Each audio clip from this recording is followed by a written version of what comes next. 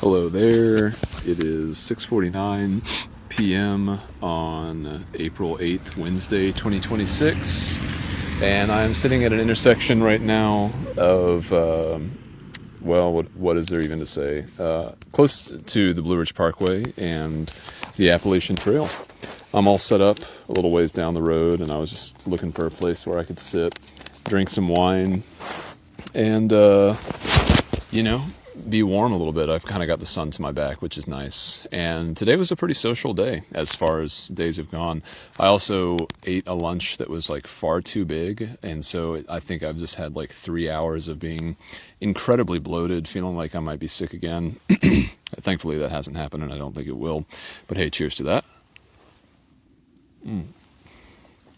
And a friend of mine may be making his way back up here. A fellow road walker, shout out to E.T., aka Enlightened Tucker. And I'm pretty much looking forward to a pretty early evening. And I'm not sure if I'm going to have the typical flair that I like to have. I still feel a little bit sensitive, and I don't want to be yucky into the microphone, even though I feel pretty bloated still. I mean, it was not as bad as it was earlier. I think my thought is that my stomach has upregulated its acid production so that when I do eat, more gas is created. And if I eat too much, then a lot of gas is created. I don't know. Notebook LM, fact check me there. Is that a thing? Who even knows? But yeah, quite a day. It went off pretty much without a hitch. I woke up at 6:22, which again, I swear, like 22, like that's a number that my body likes to wake up at, whether it's 7:22, 6:22. That's about it, actually. But yeah, the 22s are alive and well. And yeah, I was like, well, I want to get going and get to the road. And my friend E.T. is texting me. Let me give him a message real quick. He walked on. He's, like I said, a fellow road walker. But then he got to a pretty aggressive sign that said, like, if you trespass here, you could go to jail for 6 months. I've actually seen that sign before. It's pretty standard. It also has changed my behavior in the past because I've gotten to that sign on the Blue Ridge Parkway and then been like, man, I don't want to get, it's like 6 months in jail and or a $5,000 fine, which seems very unlikely for that either one of those would actually happen. I think he could probably walk through, but I don't blame him for being a little unsure. And given that there is like this roadblock, and now he's confirmed that it's actually a very firm road closure. That kind of alters my plans too. I might end up walking to Buchanan tomorrow, which would be fine. I would hate the fact that I had to carry all this food for no reason, but there would be better food in Buchanan, and then I can walk from Buchanan to Glasgow, basically do the same thing I was going to do, but slightly before I intended on doing it, so who knows. But yeah, I got some friends' phone numbers today. Shout out to Mustachio, shout out to Enlightened Tucker, aka E.T., and shout out to my parents for good measure. Let's hope that Chardonnay is a protein pump inhibitor, like omeprazole, a protein pump inhibitor. That's how that stuff works. It makes your stomach less acidic. Proton pump, hydrogen, H+. Who knows? Excuse me, I'm sorry. I'm going to be yucky. Can't help it. But yeah, I got up at 6:22. It was a strong start, got up. Pretty much immediately went down to the breakfast. I had a couple of bowls of cereal, which was very tasty. And again, I feel like I'm trying to give my flora and fauna whatever it needs to restart. I honestly feel like I have like a little bit of heartburn, which is a pretty foreign experience for me. But, I'm just going to chalk all that up to living the dream for now. I don't have I will say the walk that I did today, which was 22 miles, was just a pretty strong, like, trial by fire to jump back on the trail and immediately just do another 22-mile day. Like, that's difficult to do even in the best of times. So the fact that the walk itself wasn't actually any kind of prohibitive issue, I feel good about that. But yeah, I think I jumped into the deep end with my food and had to pay the piper for a little bit. But, you know, nothing a little yucky behavior can't fix.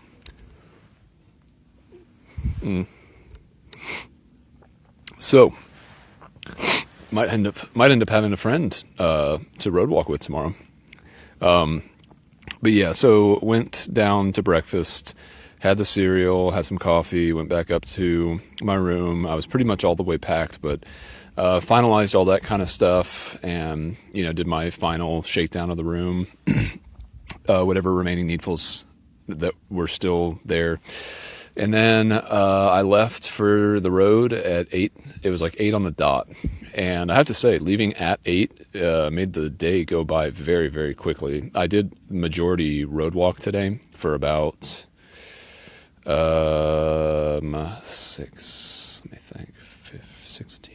16 miles on the road, all on the Blue Ridge Parkway. It was glorious.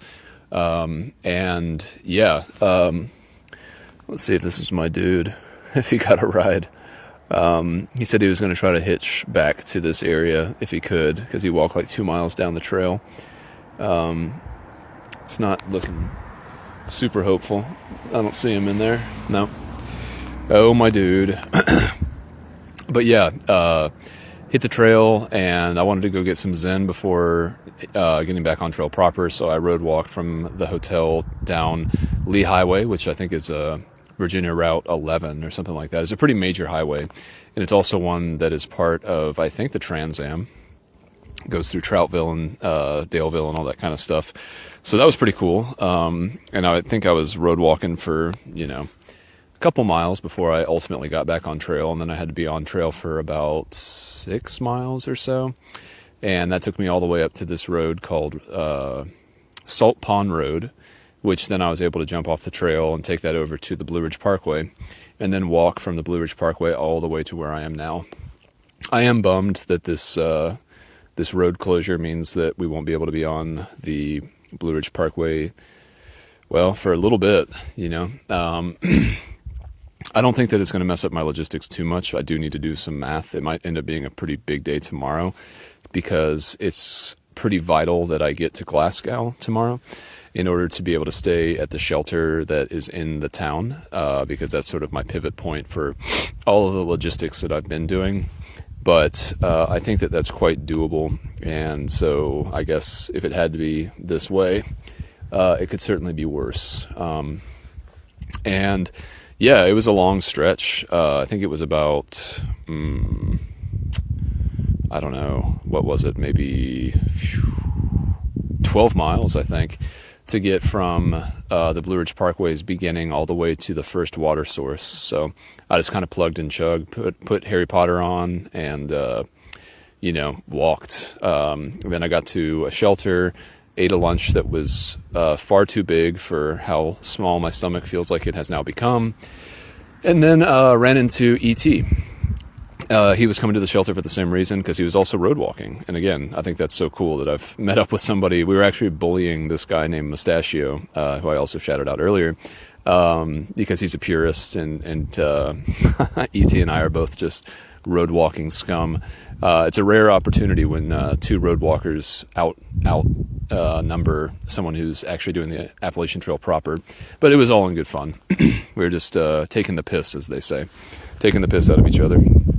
So, yeah, had that lunch for about an hour, which was great. I was 18 miles into the day by the time I finally got to that first water source, and I'd only carried about just a little shy of a liter from the hotel, but it's been pretty chilly today. Definitely need to sleep with my filter. And so, yeah, I walked from the shelter with E.T. all the way to this area that I'm at. What is the name of it? It's like Bigelow Gap or something like that. Bearwater Gap. What is the name of this place? It's worth looking up. Yeah, Bear Wallow Gap. So walked all the way to here, which is another water source that is also a intersection of the trail and the parkway. And we all filled up and went our separate ways. Mustachio, of course, stayed on trail. God love him. And then E.T. walked another 5 miles. He was hoping to stealth camp outside of this campground that had flush toilets. There's no accounting for tastes. And then I was pretty content. I was feeling pretty terrible for, about 2 or 3 hours. And so I was just like, I need to set up my tent, and then just like kind of batten down the hatches. I can't tell if I'm going to get sick again, obviously thinking the worst, but now feeling much better. And I won't eat any dinner tonight, but I think that'll be fine. I'll just have my wine and then wind down and hopefully sleep for like 12 hours and then hopefully wake up tomorrow. I think my health, in terms of my digestive system, I think I'm at about 70% of recovery. But in terms of my overall physicality, I'd say that I'm closer to like 85%, which is certainly a passing grade. And enough for me to be able to continue at the rate that I am walking. But yeah, what else? Yeah, hung out with all the dudes and then went and found a nice little camp spot. I'm pretty far away from my tent right now. I'm a little nervous because I don't want bears to get into my stuff, but I don't think that's very likely. But it is definitely inadvisable how far I am from my tent compared to, I probably just should walk back here soon enough. I also kind of feel like I don't need to stay here per se, but maybe I should drop a pin for where campsites are for my dude. Let's see.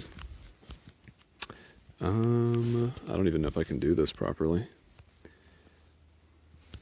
That's another thing about road walking. You have service more often. Maybe not as much as might be expected from like normal life, but it's certainly more often than not. It sounds like there's another truck coming. He's a pretty resourceful dude, I think. I feel like if there is a will, which there certainly is, then there's got to be a way. But as the sun is now kind of no longer warming me from behind, I think I will walk at least towards my tent so I can kind of keep an eye on it. Don't want to get too lackadaisical. If a bear got in my tent and destroyed all my stuff, that would be a pretty big deal. That would be a bummer. And honestly, it's just too cold to be out here. It's not super chilly. It was definitely cool all day, which was nice, like good hiking weather, but also a little bit confusing for your internal temperature because it was like perfectly well and fine if you were moving, but if you stayed still for too long, you'd start to shake, And so I think I probably should start cultivating my own body heat so that I can stay warmer rather than less warm. Man. Yeah. I'm just observing my surroundings a little bit. It's only 5 miles to Buchanan. I've never been to Buchanan, I don't think. So that sounds fun to me. I think that's going to be my plan. Better than risking being caught.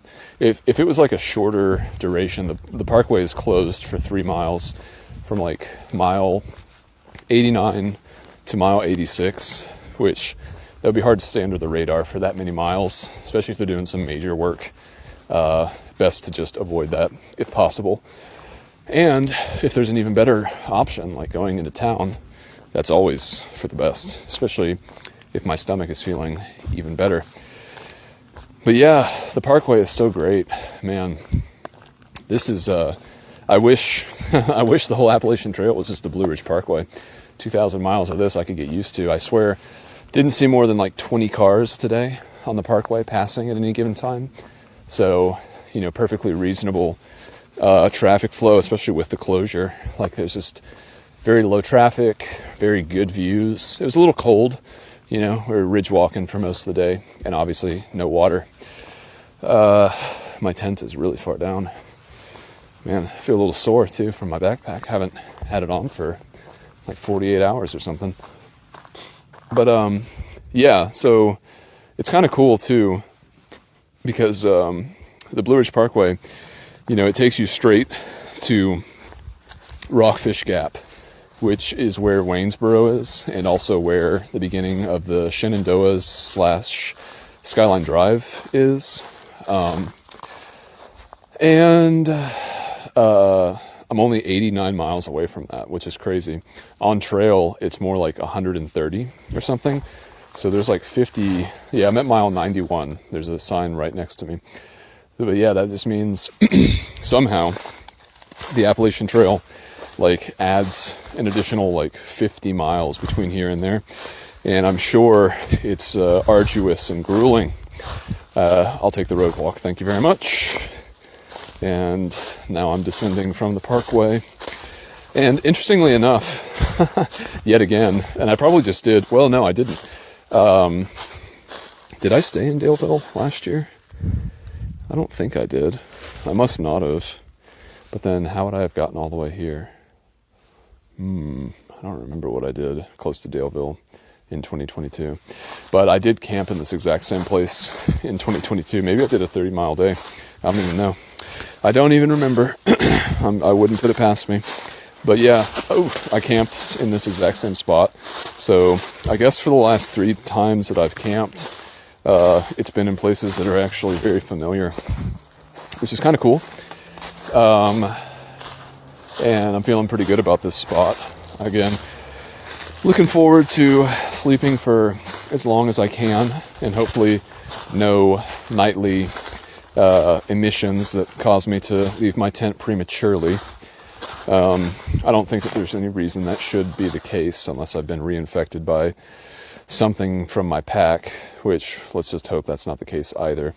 But yeah, living the dream, my dude. What else? I didn't make any notes today. I mean, it was all I could do just to kind of focus on getting the work done. And I do remember in 2022 that I got like one of my first ticks in this area, but it was much later in April. So I'm not really concerned about that happening again necessarily. But I am looking at my legs just to make sure. God, I'm like so ashy from taking showers. It's crazy. I'm back at my tent now. I'm really excited about sleeping here. It's like plenty of leaf litter, so there's not going to be any condensation. It is going to be chilly overnight, but I'm far enough away from the water source where that won't matter. I think last time I camped here, I camped like on this grassy area and probably woke up with a more wet tent. But condensation has definitely been something I've been more aware of, I guess, probably since doing the bike ride, just because I really hate waking up with like, my tent being covered in dew. And then you have to shake it all out and it doesn't really come off. And then you're carrying around some unknown quantity of extra weight because of the water on your tent, which is just like insult to injury, But yeah, let me get my little seat pad out and I'll sit on this little log and then I'll finish my Chardonnay and then we'll do our Needfuls, I suppose. I don't have any service anymore. Well, it's fair enough.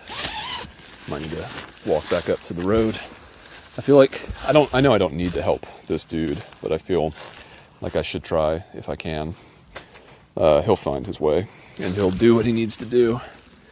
But yeah, let me make a little room here. Okay. But yeah, man, just living the dream. One day at a time, one step at a time.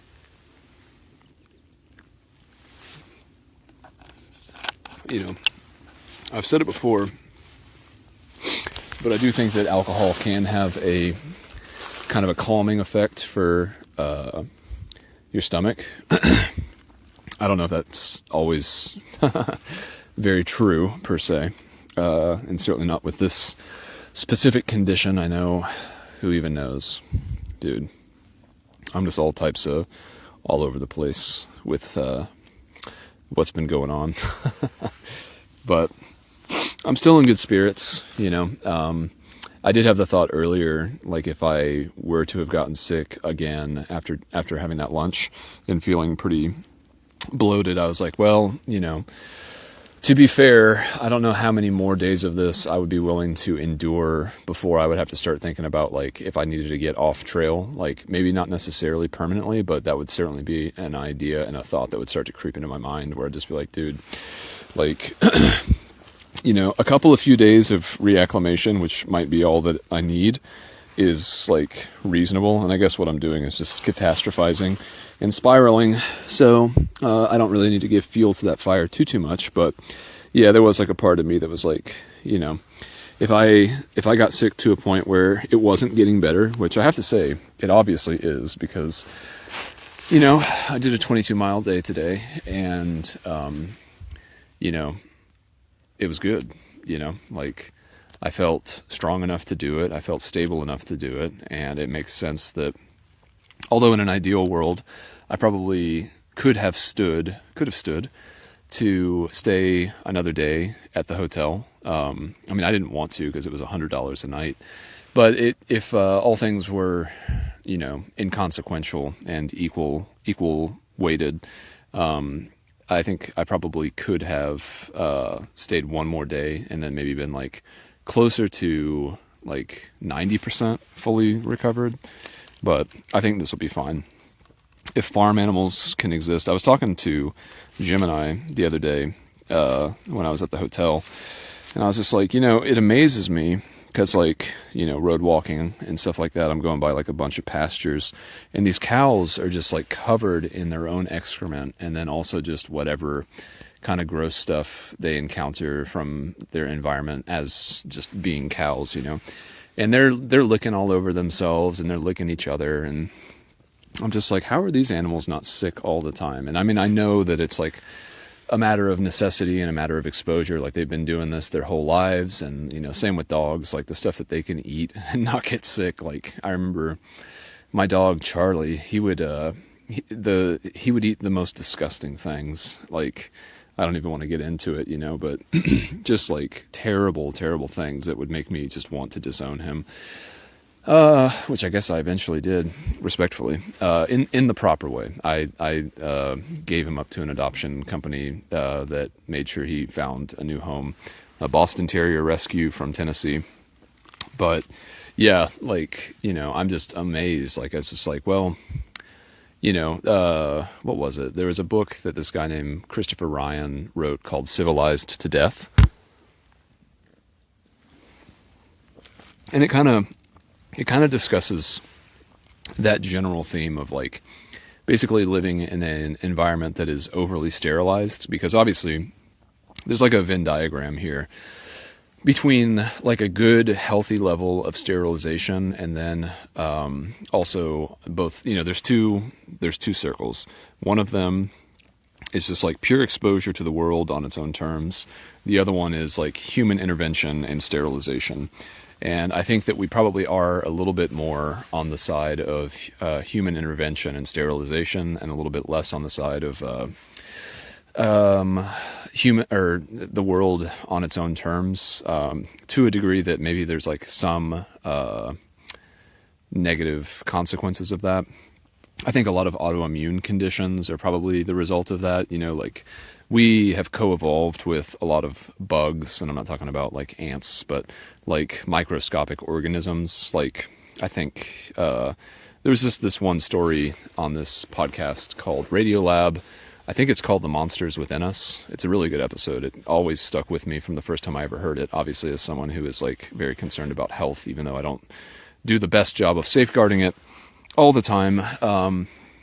This story kind of discussed like how humans specifically had co-evolved with like ringworm, and how ringworm, when a human is infected, it will actually kind of turn down the sensitivity of your immune system in order so that it can stay in your body and live as a definite parasite, but one that doesn't necessarily have like hugely consequential consequences, impacts to your health or something. And so, yeah, like I think about autoimmune conditions, a bunch of allergies and stuff like that. Like we don't get exposure to these bugs like we used to. And so our bodies are kind of almost like experiencing certain parts of our environment almost in a very real sense, like for the first time, and without those bugs that we grew up with as a species. Our body maybe freaks out because it's almost as if it's a foreign pathogen that we've just never experienced. Peanut butter comes to mind, like the fact that so many people can be allergic to that. It's pretty disadvantageous. Well, it's not, is it though? Because is peanut butter, isn't that probably just a product of industrialization? Like I don't think human beings evolved with much exposure to peanut butter, but whatever the case may be, we certainly, well, it certainly is an allergic reaction. It's anaphylaxis, etc. When you have an extreme allergy to peanuts, etc. And yeah, I don't know. I've heard at some point that like one of the best things you can do as a parent with proper supervision is to expose your children to peanut butter as soon as possible. But yeah, that episode of Radiolab, Monsters Within Us, they talk about some guy who had been suffering for a long time from a bunch of autoimmune issues. And then he went to Africa and literally walked around in the latrines, like in the areas close to the latrines, and barefooted. And then he got infected with ringworm. And the ringworm actually, again, downregulated his immune system. And it cured a lot of the issues he was having, so much so, I don't know, maybe this is apocryphal or otherwise unconfirmed, but he was actually selling his own, well, there's a concept of a fecal transplant. I guess we're really devolving here. But yeah, like this idea that, you basically get inoculated with someone else's gut flora, and he was selling his own to people who had similar conditions in the hopes that exposure to these microorganisms would, in general, improve the quality of their lives. And I do think that he was shut down from doing that. There's obviously some, well, I don't know. I don't know how you actually regulate anything like that. It seems like you could probably get away with it in the same way that people can sell, like, well, I saw a commercial this morning with John Walsh from America's Most Wanted, which he's gotten really old. I was shocked when I saw him. I was like, John Walsh, I know that name, but I can't place this face. And then I was like, oh my gosh, that's the guy from America's Most Wanted. He's really become quite wispy and wizened. Respectfully. I mean, he was already a distinguished older gentleman. Even when I was first exposed to him, he was probably in his mid-late 50s. I don't even know. But, yeah, he was, what was it called? It had such a crazy name. It was like Relaxium. I think it was called Relaxium. It was a sleep aid. And I was watching this commercial, and it was crazy because I was just like watching the basest level of consumerism like right in front of me.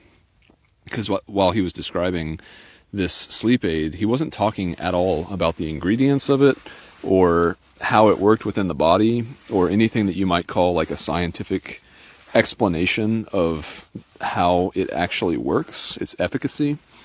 And I was just like, man, this sounds like some garbage. This sounds like, what's that stuff? Prevagen, if you're familiar with Prevagen.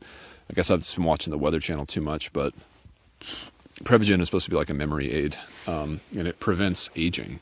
Prevagen, so to speak. But yeah, watching Relaxium, I was like, okay, well, what is this stuff? Because it was a classic infomercial where it's like, if you act now, limited supplies, but if you do it, you can have one bottle for free, and we'll give you 3 bottles for the price of $80. And I was just like, man, this sounds like a total scam, just totally using like an appeal to authority because John Walsh is like a known quantity. And so I looked it up, and it was really a pretty simple, a pretty simple medicine that you could get for far cheaper, its component ingredients from pretty much any grocery store. It was just like melatonin, magnesium, it was maybe magnesium glycinate and not even magnesium threonate, and then like valerian root and chamomile extract, that kind of stuff. All the classic, most likely sleep aid stuffs that you can ever put together in a single product. And I was just like, man, what a unfortunate money grab. Like, makes me kind of, it doesn't make me lose respect for anything because it's to be expected.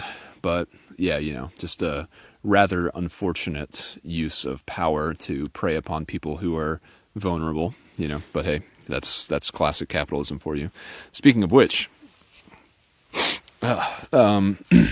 OpenAI recently released an interesting document called, oh God, I don't even remember, but it's been referred to as a white paper or a blueprint.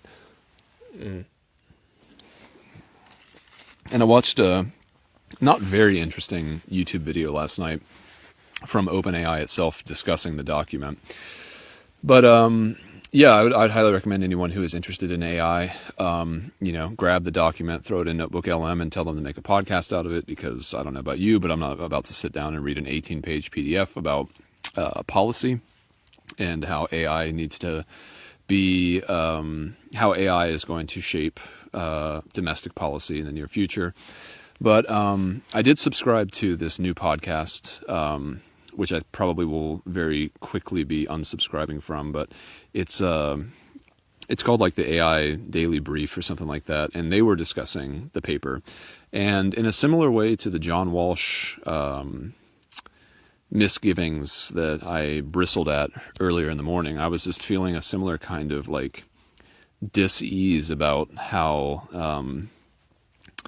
I don't know, I just didn't like how, I don't like news to begin with, but this podcast, it trespassed beyond simply talking about AI news and kind of went into the political aspect of it, which I really, really don't like politics, and I really don't like sociology by and large, because that's just like magnifying a general annoyance of mine, which is just like, it's just humanity en masse, it's like things don't become more clear when you involve more people.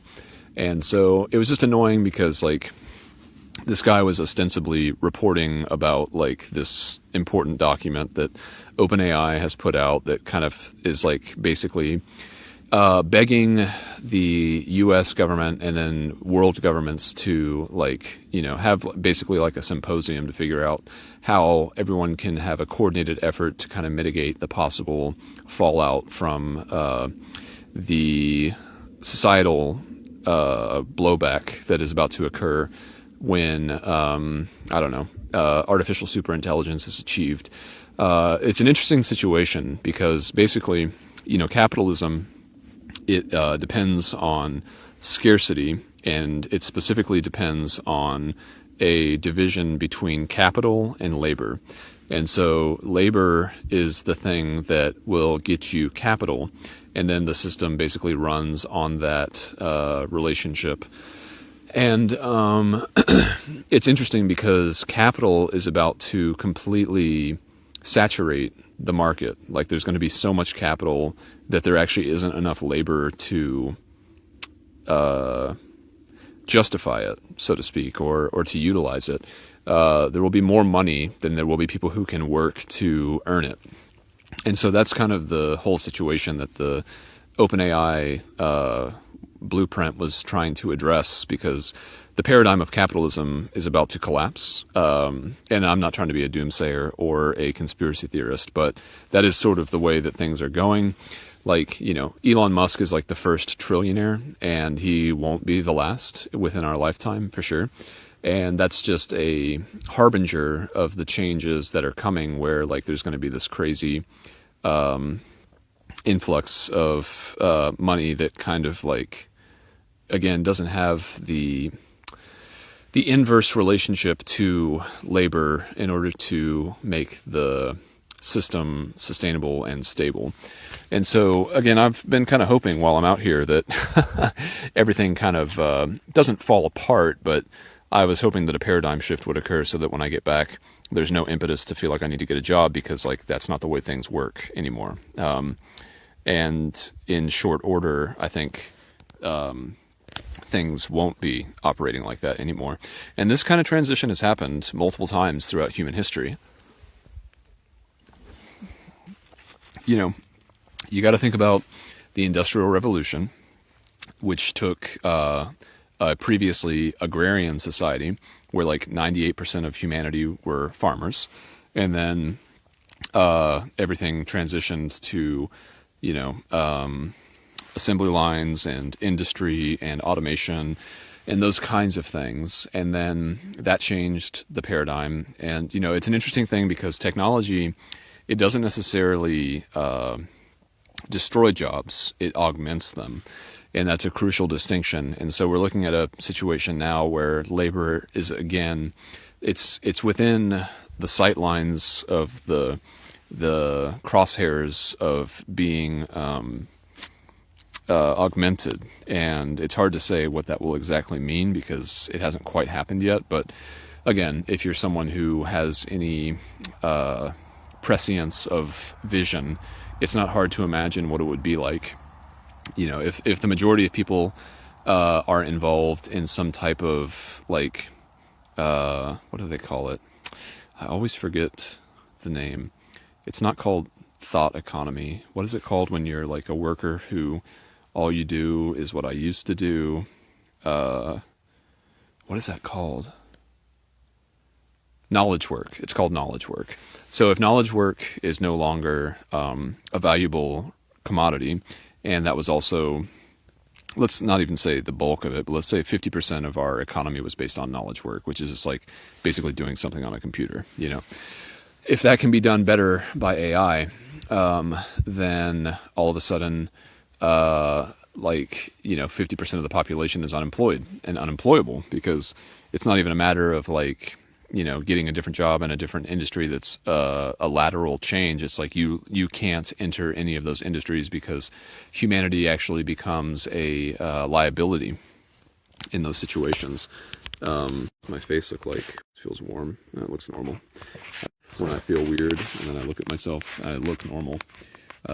Shout out to the homunculus. But yeah, you know, it's just it's an interesting precipice to be on because I don't know. Again, the stakes are real, and it's like the first time in my life, and I think I've mentioned this before, but it bears repeating, but not before a sip.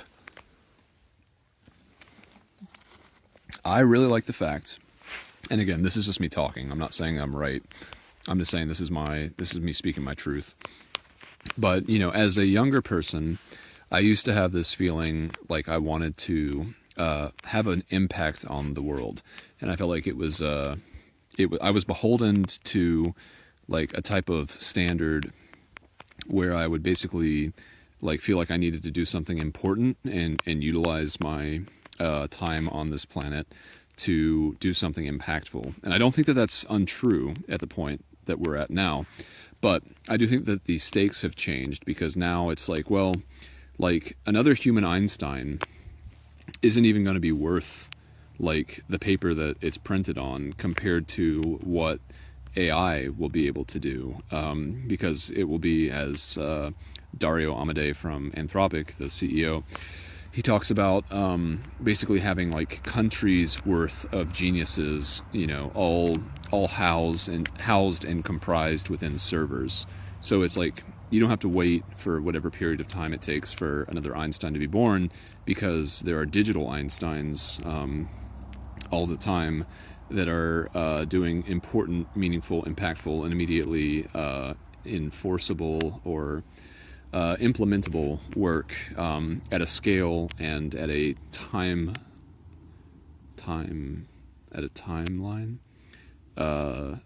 Yeah, sure, whatever. That humans can't even mimic at our best. Like it'll make Einstein look slow and dull, you know, respectfully. But yeah, man, 40 minutes. Wow, I guess I am feeling better. But yeah, you know, exciting things on the horizon. I made some friends today, and that's the thing too about all of this stuff. It's like the thing that I look forward to beyond being let go from the feeling like I need to do something important, which again, I'm not saying I don't, but it's like the pressure is off because it's like, oh, all of the things that I value most will be fixed by machines now. And I know I'm not trying to say that I'm right, or that like things will happen exactly as I'm thinking that they might. But speaking my truth, that's kind of how I feel. Oh damn, my dude's walking back. I have a little bit of service here, that's good.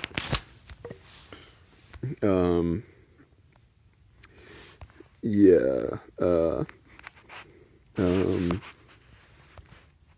Let me see something. Come on, my dude. Share this location. Kind of just like, oh my god. Come on.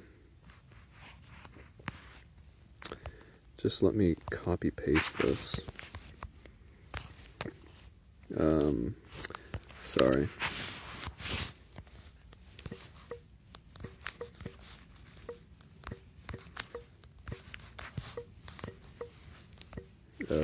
Just trying to tell my dude that there's pretty good camping in this general area.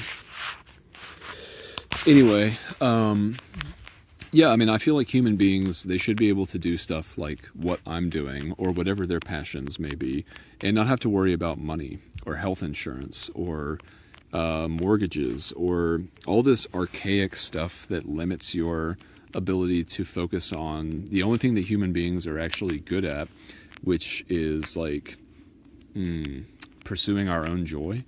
Like, it's a shame that joy has to be diminished. You know, we're here for such a short period of time. And as I talked about recently with the Richard Dawkins gratitude practice, like, again, I think it's 10 to the 30th possible genetic combinations when a human being is being formed. And so the fact that, like, the fact that we exist at all is a miracle. And most people who could ever exist won't, because of the dramatic number of possible genetic combinations. And so you shouldn't be hampered, by the trappings of like late stage capitalism, all these things, all these bills, all these like meaningless menial responsibilities. Like, we didn't really ever leave the feudal, like, lowly stamps of our social origin. It's just like, things could be so much better. You should be able to pursue what you want to do. It shouldn't be about, I don't know, it's going to take a long time for things to change socially, just because, social contracts are as deep as anything else that we have evolved to feel and pursue. But yeah, if you can reframe the narrative so that pursuing joy doesn't make you feel like you're guilty of some kind of guilty of some sort of shaking off of social responsibility. Like, that's the way life should be lived. And I don't like to use shoulds.